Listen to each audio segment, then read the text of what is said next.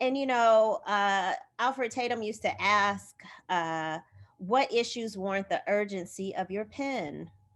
And that is such a beautiful question, an important question, because it does not matter where you are. That is a so-called prompt, right? That's a reaction, a worldly reaction with your pen. And how can your pen be responsive to the social times, to the historical times, to your own lives and to your own experiences? And sometimes it's just like, what do you want to say to the next generation? When he used to do like a morning session with Black boys. I used to do an afternoon session with Black girls, a writing institute. And at the end, we would have them write open letters to the next generation of Black boys or Black girls or to humanity. And it became so like purposeful because they had to look ahead. And so here they were in that moment looking ahead to future generations. And before you know it, they became adults and graduates, and where people, younger generations of sister authors and brother authors, were reading those letters. And so, when it comes to writing, I have I don't want to have boundaries. What writing isn't creative writing? I remember I struggled with that because in grad school they were like academic writing. And I'm like, all I know is creative writing. And why can't academic writing be creative? Why can't we open up an academic piece with a poem or something different?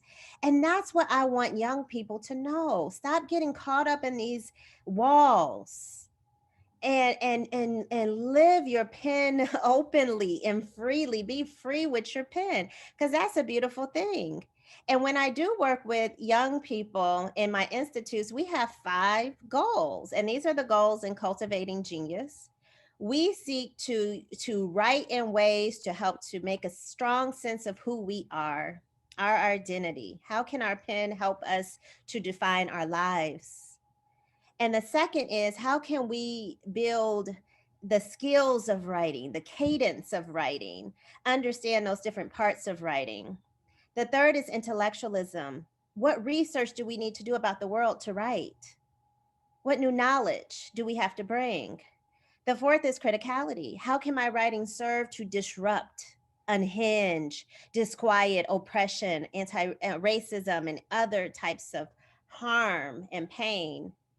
And the fifth is, how can my pen enable and amplify my own joy?